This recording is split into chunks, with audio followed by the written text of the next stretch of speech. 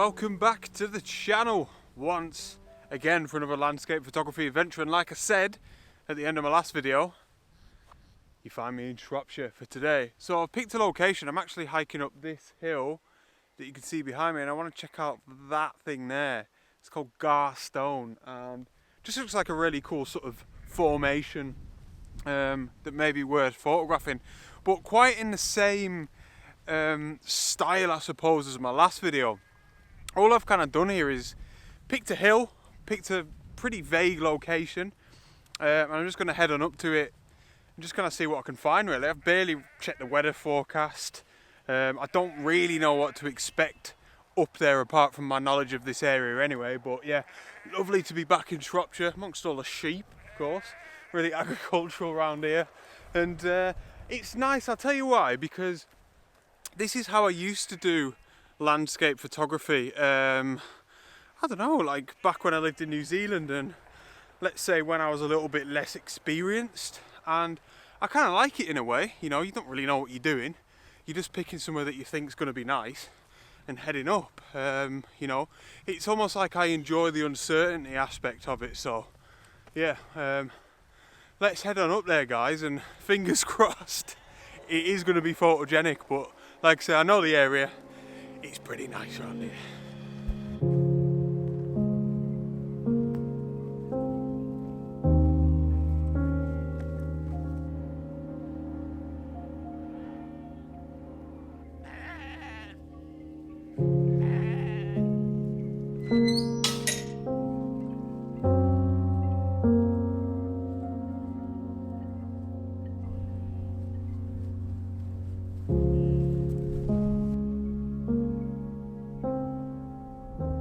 So I wanted to stop here and show you that this is the Garstone that I'm hiking up to, but it looks tiny.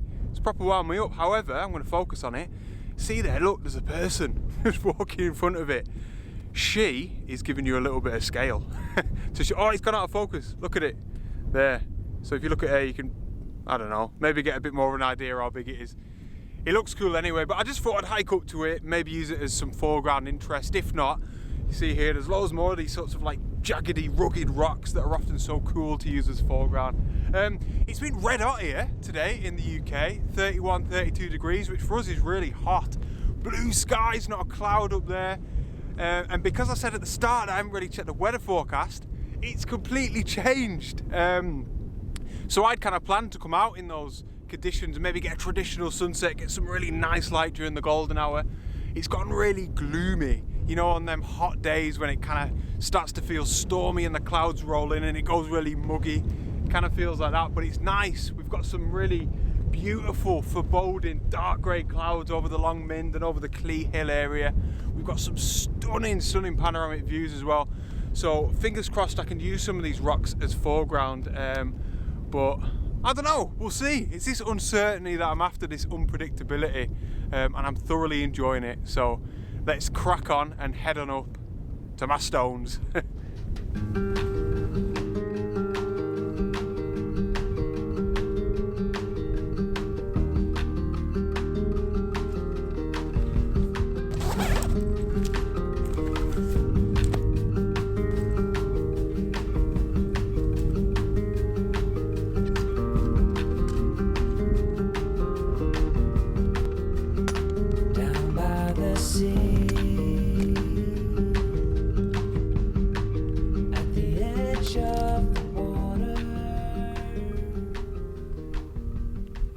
So I must admit to you, I'm struggling a little bit, you know. You're all into your photography, you've probably been here before. It's a pleasure to be up here on this hill.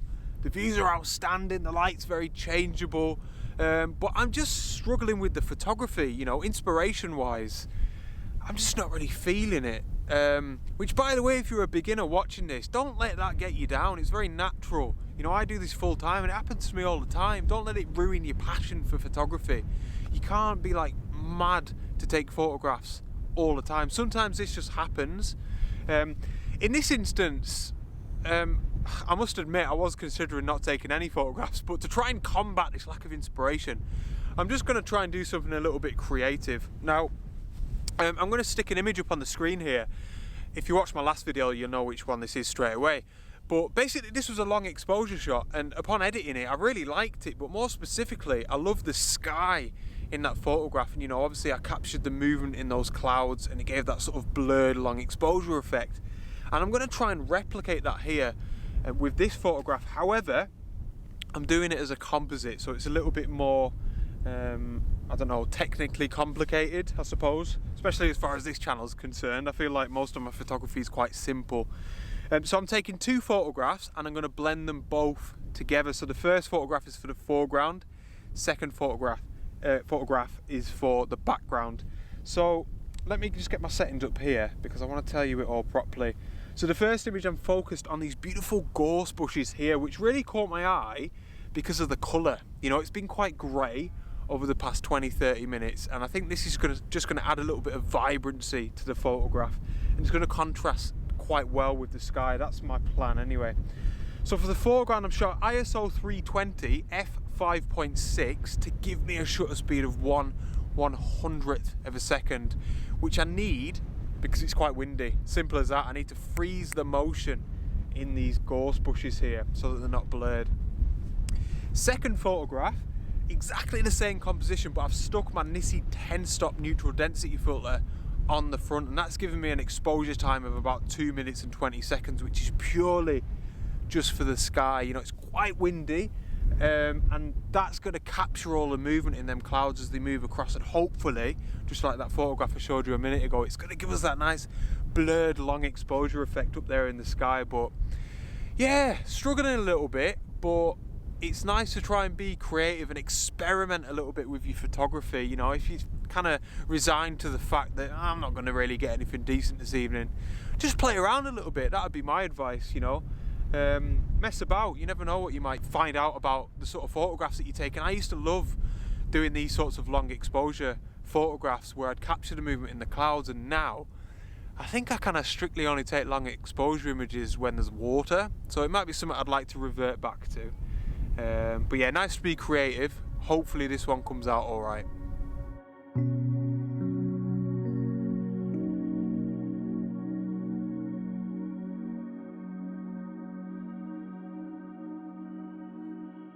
Oh, focus! Oh my god, so the amount of times this happens to me is ridiculous with landscape photography. It's just mental. Right, so I'm set up. Right, so I've come up to the top of this hill. You're not going to be able to see this here. I'll put some overlay over, but the sky's just kicking off out of nowhere.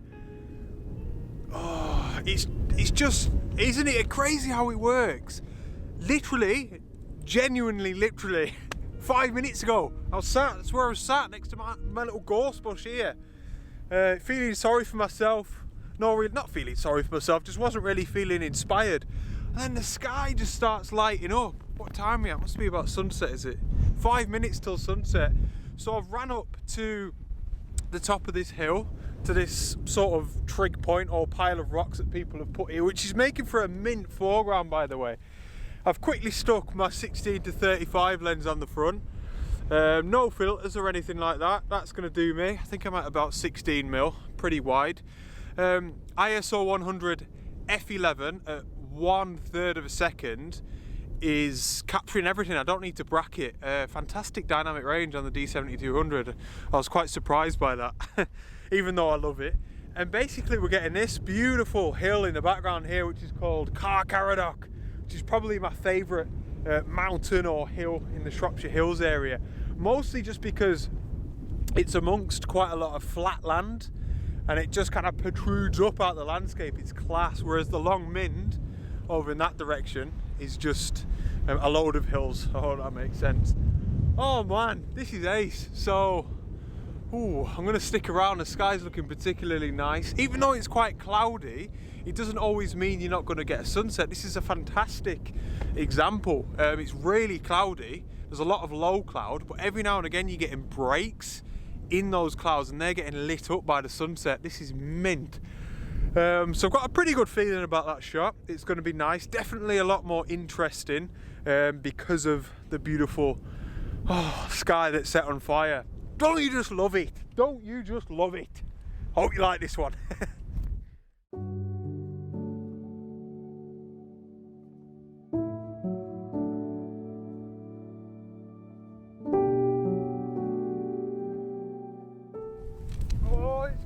off, it's kicking off.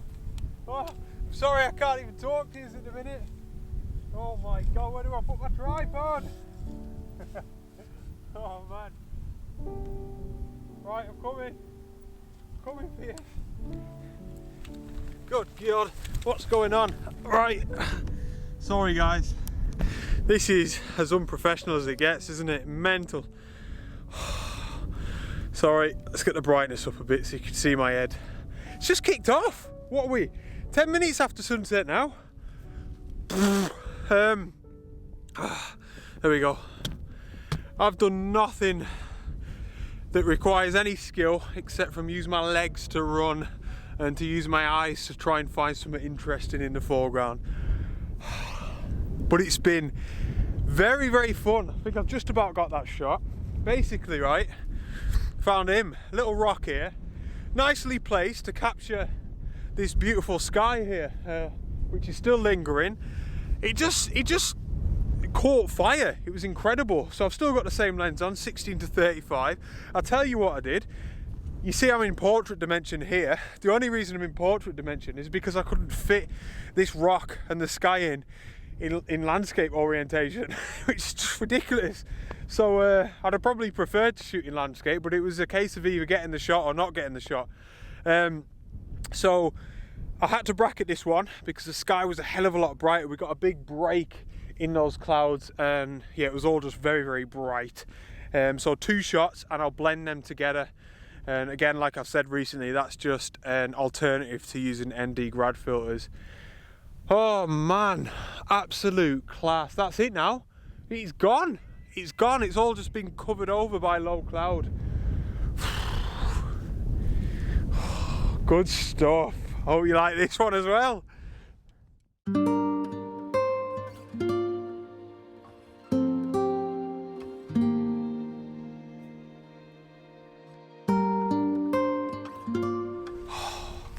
Oh man, so that's me back to my bag. I'm surprised it didn't get robbed. I was well far away from it. There's the old ghost bush I photographed earlier on. I'm proper buzzing after that. That was mint.